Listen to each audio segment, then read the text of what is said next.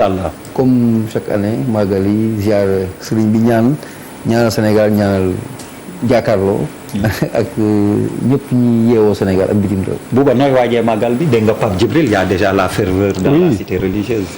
Ben oui waay Birima waay Birima de retour gars yi dañ ma lay laaj rek dem nga bañ a ñëw tey suba nga ñëw mais mënoo toog ay 2-3 mois. quand même dafa voyagé da nga bokk ci Sénégal gars yi dañ lay laaj dañ lay nam wax fa dëgg yàlla. waaw daal liggéey na ma dund nag. waaw mais il faut des fois nag. damay liggéey nag. waaw mais nga may ñu tuuti. waaw déet xam nga Bouba. jàkkaarloo ma man wóor na ma maa la gën a bëgg TFM maa la gën a bëgg. loolu la ma yàlla ko def ci man.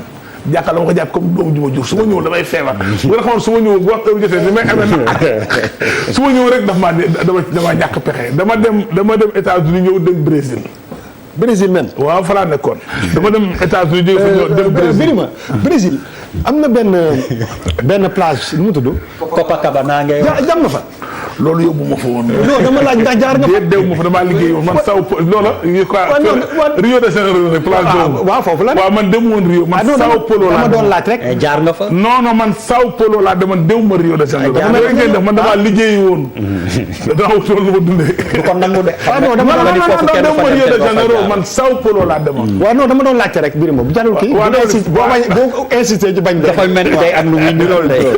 damay laajte rek. waaw jërëjëf xam naa ne moo doon di nga bar tànk. loolu kay lu mën a ñàkk non malheureusement déw ma fa. alors Bouba. waaw man wàccaay màggal xam nga man démb maa ngi woon Touba. déjà tourné naa fa benn émission ak sama. Ndaar su ndaw oto su ndaw man ak kii sëñ Gana Messere. mooy jàng sama kër jour màggal. wax na ma ko donc. sama jour màggal ci guddi gi. ku bëgg a seetaan Gana Messere sëñ Gana Messere ci màggal gi à part de 11h ñëwal sama kër fa lay jànge buñ nee suba la alarba ci guddi bu sura Samba fay nekk. waaw d'accord waaw mais mënoo jël sa kàddu. jàll na programme am. waaw voilà donc façon je pense que télé bi li ñu war a def. li ñu yaa tàmm def ñu ngi koy def bon. démb maa ngi woon Touba donc màggal Touba moom à chaque fois rek naa du feetu murit yi du feetu catholique yi. àddina bi yëpp la jullit yëpp la. donc je pense que ñëpp a ko bokk. donc muy lu baax ak lu rafet. Charles moom xam naa ni ñooy ànd dema alors yow ndindi nga jëm wala. maa nga fa malal moom xam naa ndindi ku ko. man maa nga fa déjà maa ngi commencé naa màggal. leer gi dugg na. alors Charles yow maa la gën a leer. non Charles yow kenn du dem di la fi bàyyi. mal taalibe la de. man damaa sopp sëñ Touba. dama doon catholique bu sopp sëñ Touba parce que daa am loo xamante ne da kaa def si dëkk bi si wàllu. mu gëm mooy yonent ga ak si beneen wàll. te këpp loolu ku ko gis faw nga soppa ko. lu ma si metti rek doon mooy que ku sopp sëñ Touba di nga liggéey. liggéeyuñu ku sopp sëñ Touba nitu dëgg ngay doon. parce que ay nitu dëgg lañu. noonu xoolaat suñu bopp dafa am loo xamante ne dafa bokk ci folklore. moo am loo xamante ne dafa bokk ci dëgg-dëgg. te man fa laa sopp sëñ Touba ba di remercier aussi suñu jeune frère parce que Pape Djibril Fall lu mu fi war def léegi mooy humilité reporter. c'est vrai que journaliste mën nga wax say analyse def say commentaire def ak yu bëri mais lu mu def lii léegi mooy le métier à la base. reporter tànku neen def ko lu bëri loo xamante ne je le remercie beaucoup pour ça. alors commissaire. sa wàccaayu màggal. sant yàlla bu baax a baax wàccaay bi mu ngi nii maa ngi remercier ñu jot a intervenir yëpp. màggal gi sunu alal la ñun ñëpp. sénégalais africain. donc wàccaay bi da ngay waajal sa bopp waajal sa njaboot donc yàlla na suñu borom yóbbu ci jàmm. ñu fekke ko ren fekke ko ay at yu bëree bëri. Sëñ Touba c'est un patrimoine universel. et je crois que bis bu wootee ku nekk ñun am nga devoiru dem. ñuy xaar nag ñeneen ñi nga xam ñooy dalal nit ñi. ñu yaatal nu ba suñu ñëwee mën a dal ci ñoom. yàlla noonu yàlla jóobu ci loolu. yàlla na ñëpp dem ci jàmm dikk ci jàmm. indépendance nañu incha allah indépendance Sénégal. dëgg. mooy màggalu Touba gi. te nit ku ñuul moom moo fi ci réew mi. alors ñu Babacar. wàccaay màggal bi yow. waaw d'abord maa ngi nuyu ñi ma bokkal plateau bi yëpp di nuyu également Pape Djibril Fall bi nga xam ne tey moom laa toog place am. donc effectivement ñoo ngi waajal màggal bi parce que xam nga màggal moom dafa nekk événement boo xam ni wax dëgg yàlla dañ ciy defar bu baax ay ngëneel kese la donc ñoo ngi koy waaj di ñaan yàlla rek ñu àgg si ak jàmm mais ñoo ngi koy waaj bu baax. yal na ñëpp fekkee te ñu tal ko incha allah ni commissaire waxee ñu dem ci jàmm ñëw ci jàmm incha allah yàlla mën na ko yal na ko yàlla def. alors balaa ñuy attaquer le vif du sujet encore une fois dafa am xew-xew boo xam ni incha allah ëllëg la te loolu tamit mënuñu ko bañ a wax samedi 17h maître Abdoulaye Wade 7 ans après. day dem palais de la République seeti Macky Sall ko invité mu wuyu ji Birima yow laay ñëwaat de ma ne xanaa nag ñoom Oumar Sarr ñu wuyu ji woon ca dialogue national ba ñu dàq leen soit dañuy ànd ak moom seeti tey bëgg naa leeral dégg naa ñu bari ñu wax ci diggante boobu il faut ma leeral xaj na ku taalibi na ci yow wax jooju dugal en dehors ñu nekk président ki nekk doomu aadama ak nekk nangal dafa am lu jiitu ci ñun mooy ay doomu aadama lañ ku nekk da ngaa xool la neex ku ñi am ku jóg ñu taxaw ni man taalibe Serigne Touba la am Macky Sall di magum jëmm majeur vacciné dem jëbbul Touba ne murit la Abdoulaye Wade di mag ku majeur ne Serigne Touba la yaakaar ñu ñaar taalibe Sëñ Mountakha Mbacké yoonu murit am nu muy doxe yoonu murit ndigal boo ko wàccee boo ko tëj ak koo man di doon murit bu deful ndigal boo ko yoonu murit Abdoulaye Wade xaj na bi joo Macky Sall sax xaj mën naa am neexu sax mais mën naa am neexu Macky Sall mën naa am aussi bëgg woon juboo waaye daa am ndokk doolu mooy ndigal te nag bu Sëñ Mountakha jiite jilifee yàlla may ko tawfeex mu jiite ñaari kilifa yu toll nii mu ñëw jiit julli jumaa ak ni yàlla wax ci julli ak yërmande nit imam mais fekk ñaar taale nga xam bu yombee du nuyonte bu leen jubaloo bu baax lan ma def jotaay boobu yéen tamit léegi ay murit lañ jëfe nañu ndigalu Serigne Touba ñu ngi koy jëfe ku ca wax da ngaa contre mais ay ndigal la ñu doxe muy Ablaye Wade muy Macky Sall ndigalu Serigne ay murit lañ yoo xam ne ñu doxe ndigalu Serigne Touba maintenant nag ay président ku fi fii murit bu fi dee yaakaaroo président Serigne Touba nga yaakaar muy Macky Sall nii yaakaarul nguuram gi Ablaye yaakaarul nguur Serigne Touba la yaakaar nag kon ku yaakaar Sëñ Tuubaa di nga dégg Sëñ Mountakha Mbacké tey taalibe Sëñ Tuubaa lañ def amul benn amul commentaire deux taalibe lu seen sëriñ ne leen te juboo moo li rafet ñaar ku fekk jullit bu fekk ñaar ñu réeroo nga jubale leen mais loolu ko mën a ab sëriñ Sëñ Tuubaa nag Sëñ Tuubaa kay jàpp ci moom la jàmm commencé fa la des. alors Papis la visite de Wade au palais. waaw le retour moom tamit. non c'est une reprise. ñaar ñu xamante la. man damay ñëwaat si terme yi nga xamante ni moom la Sëñ Mountakha waxoon bu muy jubóole président Macky Sall ak président Abdoulaye Wade xam nga dafa am benn langage boo xam ne c'était très diplomatique. parce que moom waxul ay waxu ancien président actuel président dafa ne diggante baay ak doom. dafa articuler son discours autour de la paternité entre Wade ak Macky et c'est ça la réalité en fait. Macky est un des fils de Wade spirituellement politiquement donc baay bu wala doom bu jubóowaatee ak baayam wala baay jubóowaat ak doomam on est des musulmans on le salue maintenant après que ça ne soit pas benn obstacle pour dëkk bi dox daal bu ñu cristalliser les choses tënk Sénégal c'est bien beau on a applaudi tout le monde est content mais après ñu tourner loolu dem à l'essentiel. allez Malal noo gisee. mais au-delà de diggante papa ak doom yu juboo c'est deux chefs de parti yu juboo c'est important parce que li indi seen jafe-jafe le conflit vient de la politique du papa ak doom yu daje ci benn gaale dóorante doom bi bañ a joxe dépense politique moo leen xuloole léegi nag Sëñ Mountakha jubóole na leen avec beaucoup de diplomatie Sénégal réewu jàmm la et cetera et cetera c'est la suite effectivement de ce qui s'est passé à Massalikul Jinaan mooy suite bi mais je reste sur li ma gëm mooy seen jubóo amul du impacter dara ci le quotidien des Sénégalais ça n'impacte pas sur li ñuy dund du yokk suñuy poos du développer njàng mi du ça. Charles. waaw je pense que il faut être à la hauteur de Serigne Mountakha Mbacké niveau boobu déjà nit ñi war nañ fa nekk muy ñaari kilifa yi.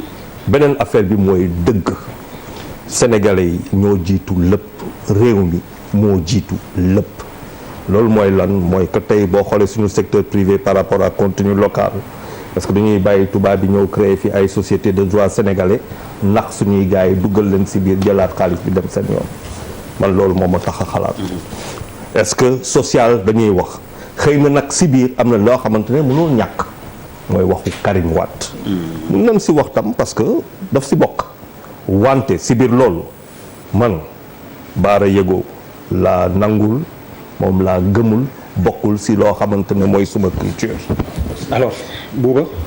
waaw mais je pense que il y a 2 semaines wax nañ si bi ñuy inauguré Massalikul Jinaan ci di rafetlu li nga xam ne sëñ bi def na ko entre ñaari taalibe yooyu nga xam ne duñu n'importe quel taalibe kii président de la république la woon kii nekk président de la république maintenant mais dafa am dara lu am solo man proximité président Ablaye Wade bii ak Macky Sall bii ci lu jëm ci doxinu réew mi dafay tey sama xel man personnellement parce que Ablaye Wade dafa nekkoon président dem élection sénégalais bi ne ko dañu doyal nañu ci 2 mandats yi dañu jël keneen ñu fal ko dëkk day am opposition day am pouvoir te bu ñu convoqué wul émotion parce que man bu may xool président Macky Sall dañ ko voteel sénégalais à 58%. dañ koy jox pour mu dawal suñu réew bi moom mooy que mu jox ñu liggéey jox ñu lekk utal ñu sécurité faj ñu def lépp mais aussi il faut qu'on apprenne à avancer pour man président Ablaye Wade bu amee seeti bu muy seeti Macky Sall bu desee ci ay conseils yu mu koy jox je suis preneur. li nga xam ni moom moo nekk ci bopp ginnaaw ñëpp et ñu basé ko ci li nga xam ni moom la ñu dund depuis président Macky Sall depuis 10 ans. mooy que pour man aboutissement juboo Abdoulaye Wade ak Macky Sall mooy amnistie de Karim Wade man bu ma dagg nag Birima da nga wax li nga xalaat nga bàyyi moo ma wax li ma xalaat dama ne dala artu rek. dafa rëy ma commencé dégg ay bruit. dafa rëy wax jee rëy mais maa ko wax du yow yaa ko wax. dama ne ci li ma xam. seetlu ko depuis 10 ans conscience bi Ablaye Wade am su Abdoulaye Wade juboo ak Macky Sall. te Karim Wade amul ci amnistie. juboo boobu. du dem amul njëriñ. fi ñu jëm ñëpp xam nañ ko. c'est maintenant qu'on doit en parler. mënuma imaginer loolu. que mënuma imaginer que si Macky Sall décide de ne pas amnistier Karim Wade man je suis un Sénégalais bu bëgg sama réew dama bëgg ñu wax ñu seen toogaay bi ak seen gise yi fan la ñuy yóbbu bu ñu yóbbuwul ci amnistie Karim Wade lépp luñ donc ça veut dire que lépp luñ fi waxoon lépp luñ fi jëloon décision mu impacté suñu mu nekkoon demande sociale mu impacté lépp dañ ko jël raxas ko. loolu président de la république sax amul pouvoir boobu même su fekkee ni yoon may na ko dañu wax on a parlé de centaines de milliards et de centaines de milliards dañoo président Abdoulaye Wade am na 95 ans wala dara man je n'ai pas rendez-vous avec le passé je le dis et je le redis président Abdoulaye Wade wàllam weesu na conseil rek la fi mën a joxe il faut que président Abdoulaye Wade génn ci politique gu Sénégal ndax Idrissa Seck mën a avancer ndax Ousmane Sonko mën a avancer ndax Issa Sall mën a avancer ndax Madické Niang keneen on ne peut pas éternellement nekk ci benn ba ma juddoo ba léegi président Ablaye Wade laa xam président Ablaye Wade nekkatul président il ne peut plus se présenter il faut que mu bàyyi terrain bi pour que suñu vie politique bi mu am une opposition forte ça lii dafay affaiblir une opposition suñu opposition doit être forte l'État doit être fort te loolu mooy tax dëkk di avancer donc pour man je pense que bu yemee ci ñoom ñaar papa ak doom jooju tant mieux mais pour le Sénégalais lambda déggoo ma ne la li ma la wax bu ci loolu judduwul dina ma jaaxal tax ñu dem Touba seeti Pape Djibril alors certainement là-bas on est au courant que Wade suba dina dem palais de la République ni ma ko waxee 7 ans après bu dee dégg nga ci ay commentaires yan commentaire la et yow tamit ci sa bopp lan nga ci xalaat.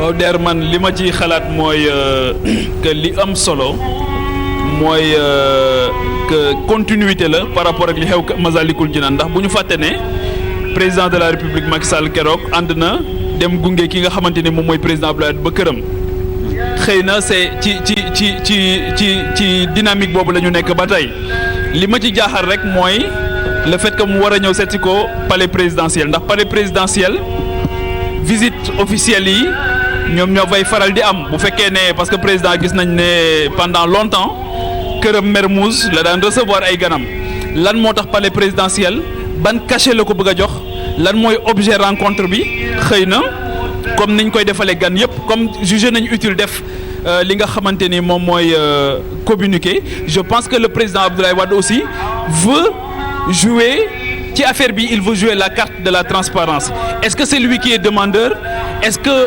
président Macky Sall moom moo ko bëgg loolu xam naa ne au sortir de cette rencontre dinañ ñu wax lan la ñu fa waxtaan ak de façon officielle lan lañ doon xaar ci rencontre mais encore une fois damay rejoindre li Fou Malade wax lépp lu ñu mën di def ak lépp lu ñu mën di waxtaanee li ci ëpp solo mooy la finalité bi muy am mooy la prise en charge des préoccupations et des aspirations des Sénégalais loolu moo am solo te man li ma njort mooy Abdoulaye Wade li mu xeex yëpp pour démocratie Sénégal li mu xeex yëpp pour Sénégal egg fi mu egg jàpp naa ne mënut egg daawu ko def te gëm naa ne du ko def comploter sur le dos des Sénégalais donc dama jàpp ne moom li muy daje ak Macky Sall yëpp pour man lu jëmale Sénégal kanam la jàpp naa ne loolu lañ fay waxtaanee jàpp naa ne du loo xamante ni dafay dem à l'encontre des intérêts des Sénégalais man pour man loolu moo am solo mais encore une fois pour man continuité Masalikul Jinaan la kii demoon na seeti ko kii pour man day dem seeti ko mais encore une fois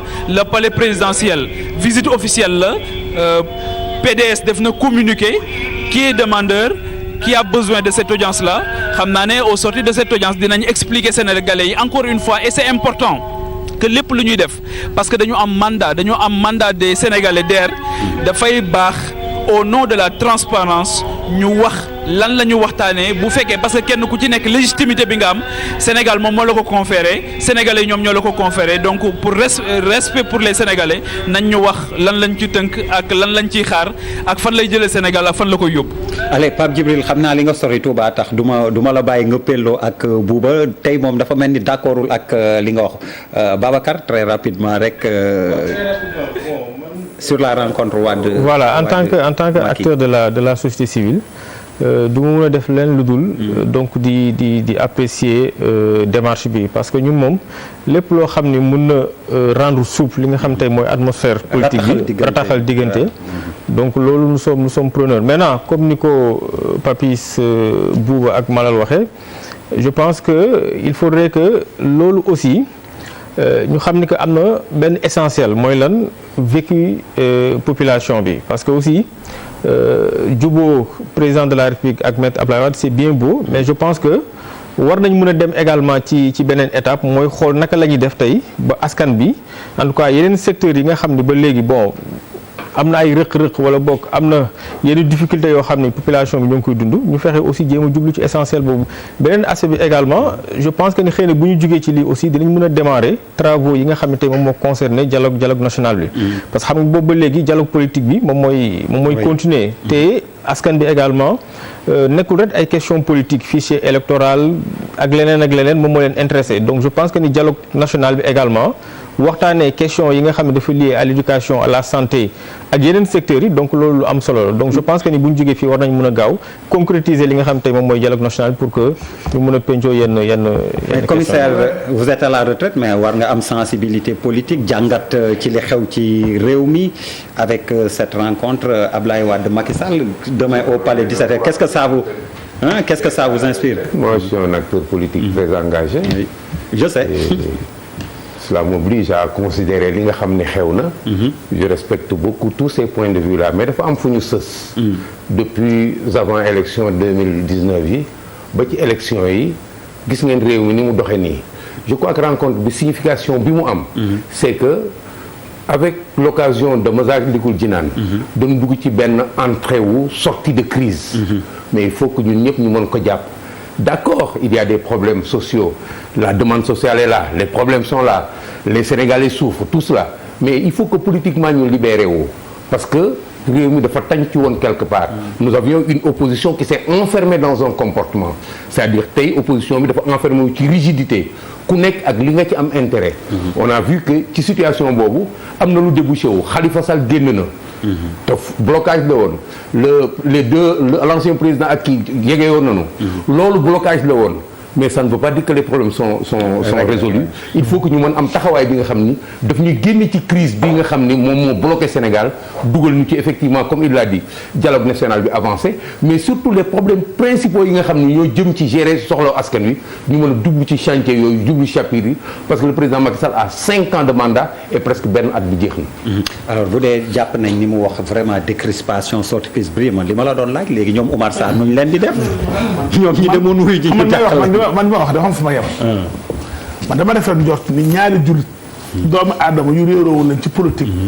ñu jubale leen mu yem foofu. man foofu man li ma gis fa laa yem pour le moment. mais nag kantaan nag li ko Bouba wax léegi ñu dem toog ñoom ñaar di wax naan pour amnistier Karim Wade nag bu ñu amnistier Karim Wade dama jàpp ni Macky Sall loo ko compte kon xam nga ku ko jàpp nag dafa fekk na muy wut garab gu lay faj de.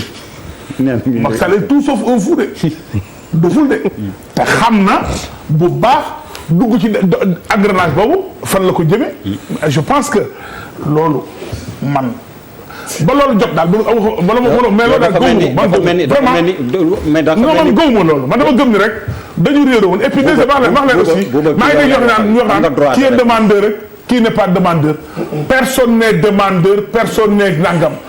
Macky Sall qu'on le veuille ou non mooy président de la République du Sénégal mooy administré Abdoulaye administré ko donc bu ñu réeroo bu dem ba yóbbu ko malgré tout ça quelqu'un de président de la République dem ba këram na koy sama papa nga Abdoulaye Wade ko ne ko sax maa ngi lay seet si nañ bàyyi kii demandeur kii personne n'est demandeur seen sëriñ moo leen jubale ñu ànd dem di waxtaani kii demandeurul kii demande nangam seen waxu sëriñ la ñu topp di ko def ngir yàlla il faut arrêter ça ba Abdoulaye Wade mën na dund li mu dund ba li ko dese nii mën na dem ba génn àdduna te soxlawul Abdoulaye Macky Sall nag après tout yàlla may na ko teranga moom la teranga Macky Sall terangaam jaar sax ci benn bu doon genn ngoon jaar na ko ci Abdoulaye Wade mais Abdoulaye Wade terangaam jaaru ci ab Macky Sall non donc vraiment il faut pas ñu dem ci non j'ai pas compris teranga lan non xam nga nag yàlla mooy joxe nit di ko jaar ci doomu aadama Abdoulaye Wade nekk le président non li ngay wax ni Abdoulaye Wade nekk le président du Sénégal sur 15 millions de Sénégalais. woo Macky Sall ko yow la wul kër